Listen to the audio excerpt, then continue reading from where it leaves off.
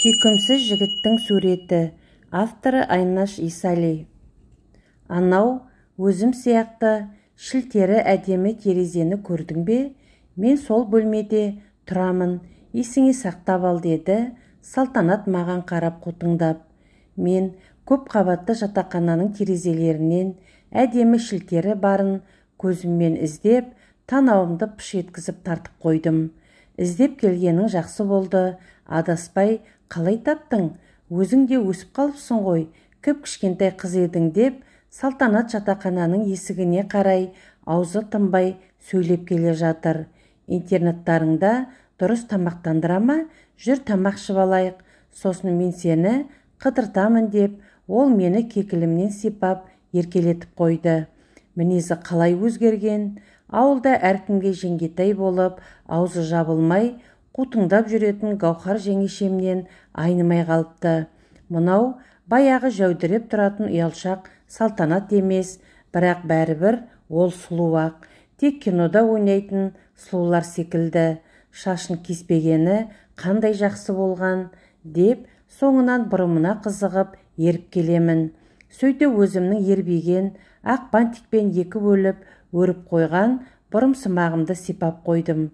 Ішіп ал, жесейші, апам да қызық, мені аш жүр деймекен, талқаны мен құртын келген кеткенің бәрінен беріп жібереді. Ауылда қазір содан үлкен ас болмай тұр ғой.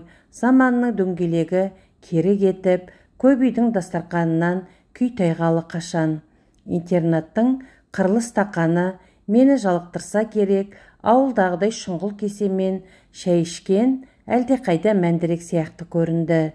Темір кереует пен қақиған үстелден гөрі Салтанаттың апасы беріп жіберген құрақ көрпеге аунап, ауылға барғандай жаныма жақын тиіп, жадырап қалдым.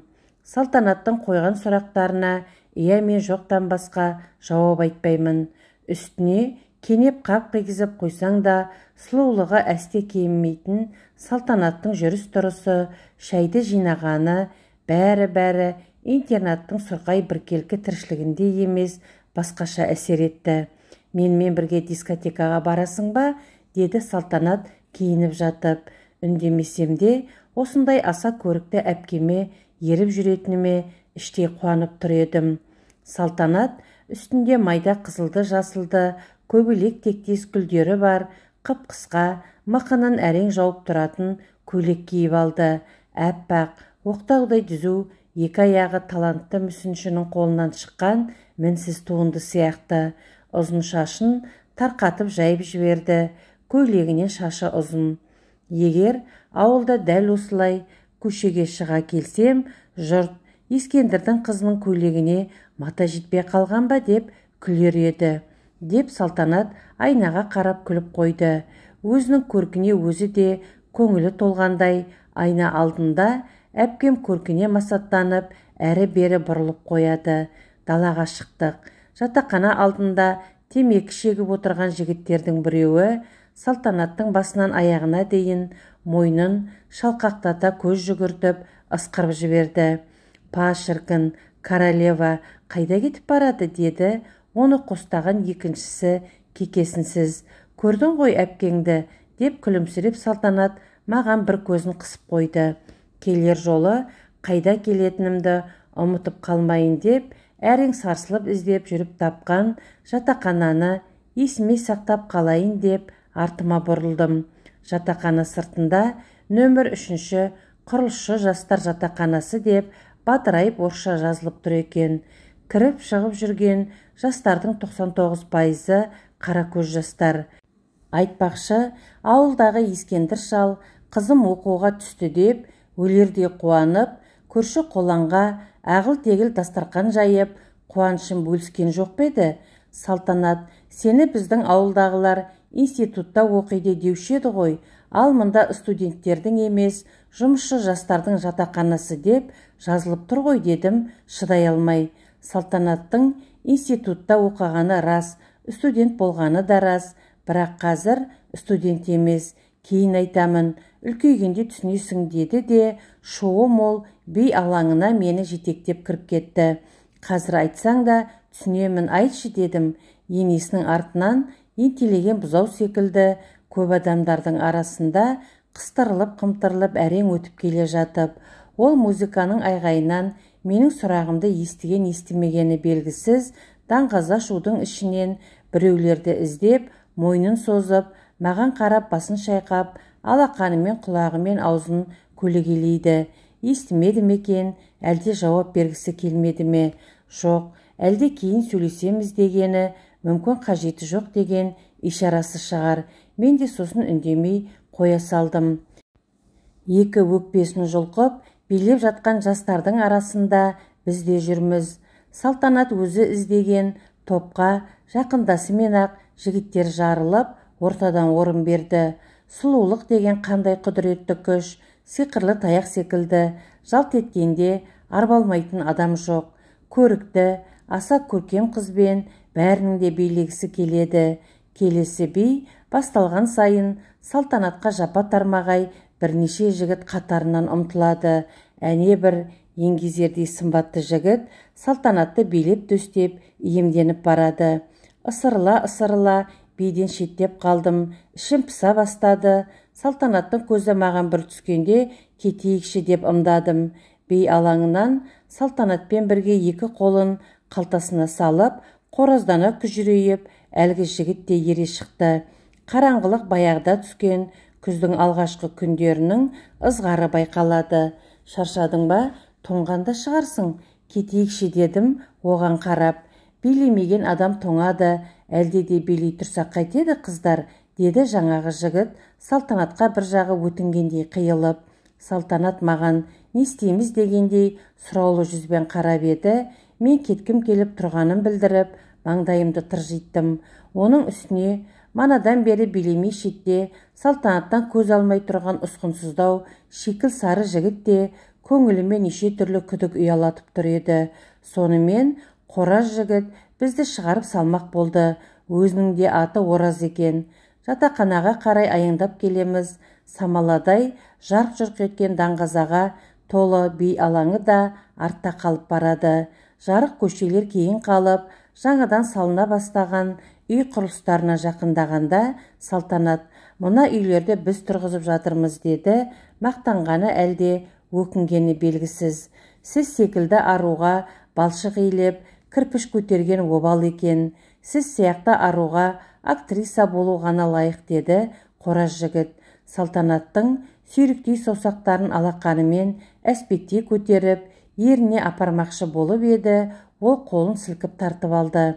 Мынадай сүмбіл шаш ежелгі ертегілер заманындағы аруларда ғана болған шығар деп, тағы да Ораздың жападай алақаны Салтанаттың шашын желкесінен бастап сипай келе мықынына аялдады. Сіз де мына шешендігіңізбен құрылысшылар арасында босқа қор болып жүрген сияқтысыз ғой деді Салтанат алға қарай ыршып түсіп. Ораз бағанағы би алаңындағы биязылығынан арылып, кейпі бір түрлі өзгеріп келе жатыр еді. Ұрттап алған болу керек, аузы ашылғанда арақ иісі аздап мүңк ете қалды. Салтанатқа тез жүрсеңші деген кісіше алға озыңқырап безілдеп келемін. Олар артында асықпай басып келе жатыр. Қайта-қайта соңыма бұрылып, асықпайтын Салтанатқа ызам келе бастады. Енді бір уақытта әлгі жігіт бір қолымен Салтанатты иығынан қапсыра құшақтап алыпты. Тез-тез жүре бастаймын да, олардың қарасы ұзай бере қалт тоқтап, жақындағанша күтіп тұрамын. Тез жүрсеңші деген ишарамен Салтанатқа қарап, басымды изеп қоямын. Тым ұзап кетсем керек. Бір кезде Салтанаттың даусы шар ете қалды. Қолы сумаңдап келе жатқан жігіт қай кезде менің сұлу әпкемді лақтай бақ еткізіп, көк шөптің үстіне атып ұрған. Бота, балапан деп Салтанат менің кішкентай күнімдегідей тұншыға шақырды. Алысып жатқан екеуінің қасына жетіп барып, әліме қарамай-ақ әлгі жігіттің арқасына жармаса кеттім. Сырттай қараған біреулер үшін мына сурет әрине сайқымазақ комедиялық көрініс болып көрінері хақ. Қораз жігіт мені шыбын құрлы көрмей жерге жалп еткізе салды. Шамам келмесе де қайта ұмтылдым. Тағы да оңдырған жоқ, ұшырып жіберді. Балапан дейді, арпалса ышқынған Салтанат. Көзіме Салтанаттың жоғары жағындағы жатқан сынық кірпіш оттай басылды. Жүгіріп барып, кірпішті қолыма алдым. Өй, мынау жынды ма? Таста, қазір екеуіңді де өлтіремін деп, күжірейген жігіт Салтанатты тастай салып маған ұмтылды. Осы сәтте бізге қарай едіреңдеп келе жатқан манағы сүйкімсіз жігіт көрінді. Көзімнің оты жарқ етіп, құлап бара жатып, бізге қарай ышқына ұмтыла келе жатқан манағы сүйкімсіз жігіт жанарыма оттай басылды. Бәрі бітті деп ойладым, бәрі бітті. Есімді жиғанда қасымда жылап отырған Салтанатты көрдім. Балапан, көзіңді ашшы дейді Салтанат жыламсырап. Қасында тізерлеп бағанағы бей алаңындағы билемейтін жігіт тұр. Кет деп айғайлап жібердім. Денем қорқыныштан қайта дірілдеп қоя берді. Тағы да талып бара жатқан сияқтымын. Балапан, қорықпашы, бұл бізбен бірге жатақханада тұратын Нағашыбек қой деп Салтанат мені басымнан қапсыра құшақтап жалаңаш тізесіне жатқызды. Көйлегі тым жоғары көтеріліп кеткен екен. Бәріне кінәлідей көрінген осы бір қысқа көйлектің етегін топыраққа былғанған қолдарыммен төмен тартқылап әппақ санын жауып жатырмын. Мына әрекетім Салтанатқа да ес кіргізгендей мені сүйемелдеп орнынан атып тұрды. Үшеуміз жатақханаға қарай келе жатырмыз. Адамдардың бір-біріне жасаған кісәпірлігінен ұялғандай аспандағы жұлдыздар да әрең-әрең жылтыңдайтын секілді. Маған сол сәт анау артта қалып бара жатқан бітпей тұрған құрылыс алаңы секілді дүниенің бәрі алқам-салқам, қорашта сыйықсыз, мәнсіз, сұлулықтың өзі де мағынасыз болып көрінген еді. Кейін мен шекіл сары жігіттің бізге Алла айдап жіберген құтқарушысы екенін білдім. Бірақ ол Салтанаттың бүкіл тағдыры екенін сол кезде білген жоқ едім. Оны Салтанаттың өзі де ұққысы келмеді. Нағашыбек Салтанаттың бөлмесіне жиі келеді. Әрине оның Салтанатты өлердей сүйетіні айтпаса да түсінікті. Артынан көлеңке сияқты салпақтап жүргені, сол еріп жүріп қой Салтанатты бір абыройсыздықтан құтқарып алып қалғаны. Нағашыбек көрікті қыздың құдіретіне арбалғандай, мінезі ашық Салтанат сампылдап сөйлеп отырғанда да көз алмай қарап отырады. Ал шынына келсек, ол құтқарушысының көңіліне қарап қана онымен бірге анда-санда киноға, медеу жаққа қыдырып қайтқаны болмаса, үнемі Нағашыбектен қашқақтап жүретін. Салтанат бірде Нағашыбектің студент екенін, сырттай оқуын жалғастырып, тапқан табысын әке-шешесіне беріп, оған да қоса күндізгі бөлімде оқитын қарындасына қарайласып тұратынын айтып еді. Қысқасы, Нағашыбек Салтанатты есі жақсы көргенімен, көлеңкесі сияқты еріп жүргенімен, бәрібір оған ұнамай-ақ қойды. Сол жігіттің аты аталса болды, тыжырынып шыға келетін. Сонымен ол екеуі кітаптардағы ғашықтарша жарасып кете қоймады. Нағашыбек Салтанат үшін ғайыптан пайда болған құтқарушыдай болғанымен, олардың арасы күн сайын жақындаудың орнына алшақтап бара жатқан еді. Сұлу қыздан үміті үзіле бастаған Нағашыбек соңғы келгенде, Салтанат ең болмаса суреттерімізбен алмасайықшы, сағынғанда естелік болсын деп өтініпті. Әрине Салтанат та ақымақ емес қой. Әдемі болып түскен бір суретін Нағашыбекке сыйлапты. Өзі де жігіттің берген суретін оның көңілі үшін естелік ретінде алыпты. Салтанат Нағашыбектің берген суретін өзінің сурет альбомының бір шетіне жабыстырып қойды. Ал құрбылары сол суреттегі ебедейсіздеу тұрған шекіл сары жігіттің суретін көрген сайын «Мынауың кім-ей?» деп жырқылдап күлуші еді. Салтанат біртүрлі қызарақтап, «Әй, жарайды, тамақ сұрап тұрған жоқ қой, тұра берсін, қайырымды бір жігіт» дей салатын. Алайда жерлес әпкемнің жанынан тәулік бойы табылуға даяр табынушылары көп болса да, Салтанаттың бағы ашылмады. Ол сырты жылтыраған сұлулығына ғана сұқтанып, ішкі әлеміне үңілмей, өзін көрікті жаратылған бір бұйым ретінде ғана иемденгісі, яки болмаса бір ғана құшып кетуді мақсат тұтқан жігіттерден талай аузы күйіп, үрлеп ішейін десе де, армандаған адамын әйтеуір жолықтыра алмады. Барлығы да Тәңір сұлу етіп жаратқан қызды жақсы көріп, ғашық болғанмен, қасында еркек біткен балға үймелеген арадай болып жүретін аруға үйленуге тәуекел етпеді. Ондай батырлар табылған кезде Салтанаттың біреуге басыбайлы жар болуға деген ниеті болмады. Ал баяғы оқиға жерлес әпкем екеумізді жақындатып жібергенмен, кейін тағдыр біздерді бөлек арналармен ағызып әкеткен еді. Мына қызықты қараңыз, мен кейін Нағашыбекті бірнеше рет теледидардан көрдім. Баяғы 20-ға жетер-жетпестегідей ұсқынсыздау емес, әжептәуір ысылып, ақылды кейпі оны кәдімгідей тартымды етіп көрсететіні байқалды. Шашы да сонау бозбала кезіндегідей үрпейіп тұрған жоқ, тым жинақы, кәдімгідей жігіт болып алыпты. Жалау қылып көрсетерліктей жақсы қызмет пен абыройдың құлағынан ұстап отырған сыңайы бар. Бірақ мен бұл кезде Салтанатты жоғалтып алған едім. Елге барған сайын білетіндерден Салтанатты сұраймын. Салтанатты қалаға барып бұзылып кетіпті, пәлен дейді, түген дейді деп жанға түрпідей тиетін сөздерден басқа ол туралы жөні түзу әңгіме жоқ. Ауылға барған сайын бұрынғы Кеңшар орталығындағы автовокзал қасындағы қарағаштардың көлеңкесінде бидай көже сатып отыратын кісілерден бір кесе мұздай көже ішіп алып, содан кейін ғана үйге аяңдаймын. Бұл менің бала кезімнен қаныма сіңген әдет. Шаң басқан пұшық аптауыздан түсіп, салқын бидай көжені қолыма ала бергенде атына мініп, қамшысы салбырап келе жатқан Ескендір атайға ұқсайтын шалды байқап қалдым. Әбден қартайып шөгіп, аузындағы тістерінің шөгірі қалған Ескендір атаны таныр медім, танымас бедім. Қария аялдаманың жанындағы ағашқа атын байлап жатқанда көже, шемішкі сатып қана қоймай, ауылдағы негізгі ақпарат көзіне айналған көже сатушы әйелдердің бірі. Мынау қызы жынданып кетті деген шал ғой, байғұс-ай, бірақ уыс болып қалыпты ғой, қызын үйде байлап ұстап отыр дей ме, деп сампылдап көжесін сапырып, құюға ыңғайлана бастады.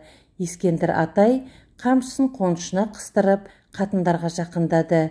Әй қаншайым келін, құйшы бір кесесін деді. Ескендір шал Сілиқаның көже құюға ыңғайланып жатқанын көрмегендей, шеткері отырған Можан Томпай толықша сары әйелге жақындап, мен кесемді кері ұсынып, Салтанаттың әкесіне қарама-қарсы жүрдім. Ата, қалыңыз қалай деп қолымды создым. Ескендір шал көзін сығырайтып, алақан жейдесіне сүртіп, қолымды алды. Шырамыта алмай тұрмын, қай баласың, деді жылы ұшырап. Мен ғой Салтанаттың досы, балапан Ботамын ғой деп даусым қарлығыңқы шықты. Ботам, бой жеттің бе? Деп Ескендір шалдың бет-әлпеті бұзылып атына қарай аяңдады. Мен де соңынан ілестім. Ата, Салтанат қайда? Тілін кесілгір әлгі кесір әйелдердің сөзі жалған болып шыққай. Ботам-ау, қызымның бағы ашылмады ғой, естіп жатқан шығарсың. Құдайым бармақтай бағын қимады қызыма. Көрікті қылып жаратқанша өрісті етіп жаралсан етті. Ақыл есінен айырды ғой қу құдай деп Ескендір атай кемсең-кемсең етті. Бір тамшы жас сақалын бойлай сырғып келіп, қолындағы көжеге тамды. Ата, Салтанат үйде болса көре кетейінші, дедім тамағыма өксік тығылып. Несін көресің баламау деп, ол кісі атын жаяу жетектеп үйіне қарай аяңдады. Мен де артынан ілестім. Біз аулаға кіргенде Салтанаттың шешесі самаурынға көсеумен ошақтан алып, шоқ салып жатыр екен. Қайда жүрсің байғұс-ау, шәйіміз қайнай-қайнай таусылатын болды ғой, деп кемпір отағасына қарап сөйлеп келе жатып, мені көрді де алақанымен көзін күннен көлегейлеп бізге қарай жүрді. Бұл қай бала, деді Салтанаттың шешесі сәлемімді алып. Бұл бала аялдамада жолықты, баяғы Салтанаттың Алматыдағы балапаны ғой. Салтанат мені еркелетіп үнемі солай атайтын. Салтанаттың шешесі мені тани салысымен құшақтап кемсеңдей жөнелді. Салтанатқа келдің ғой сен, Ботамай, баяғы Салтанат жоқ қой жоқ. Тілің тасқа тегір, мына жұрт қызыңды адам жаратты ма, періште жаратты ма, сурет-ау сурет деп сұқтана беруші еді. Түбіне жетіп тынды ғой деп шешей зарлай жөнелді. Көшедегі әйелдердің жаңылыспағанын білгенде, менің сан жылдардан кейін бала ботадан адам болып, ақыл есім кіргенде, сол сұлу әпкеммен бір сырлассам, екеуміз баяғыдағыдай таң атқанша әңгімелессек дейтін көкейдегі сарарман, ауылға деген сағынышым сап тиылғандай, тамағымды бір нәрсе кернеді де қалды. Қойшы енді, сұңқылдамай шайыңды әкел, мына бала да шөлдеген шығар, демін алсын. Салтанатқа барсын да мүмкін таныр деп, Ескендір атаның даусы дірілдеп, атын жетектеген бойы төбесін қамыспен жапқан қораға кіріп кетті. Дірілдеп бара жатқан жауырына қарап, жылап барасыз-ау дедім, шарасыз іштей жігерім құм болып. Мен кіргенде ескі кілемнің үстінде Салтанат теріс қарап отыр екен. Бөлмеде ол отырған ескі кілемнен өзге басы артық бұйым көрінбейді. Жай басып барып, Салтанатты ту сыртынан құшақтадым. Мені күнде көріп жүрген кісіше мағынасыз бұрылып қарады да қойды. Жанына тізерлеп отыра кеттім. Көзімнен ып-ыстық жас домалап барып, Салтанаттың шашына құлады. Баяғы сұлу Салтанат қой мынау, ауырғаны да, ақылынан адасқаны да мүлде өтірік сияқты. Маған тамақ берші, қарным ашты деді Салтанат жалынышты көзқараспен. Күнім-ау, тамақ жесең әкелемін ғой, садағын кетейін деп, менің артымнан ілесе кіріп, үндемей тұрған Салтанаттың шешесі тарпылдатып, кебісін сүйретіп қайта шығып кетті. Шашы баяғы оқиғадан кейін қайта тарақ көрмегендей құбырап тұр. Танымдым екен, танымадым екен деген оймен, көзімнің жасы мен автобустың шаңына айғыздалған бетімді алақаныммен сүртіп, терезеге жақындадым. О, тоба, терезенің алдында баяғы Нағашыбектің альбомнан жыртып алынған суреті жатыр екен.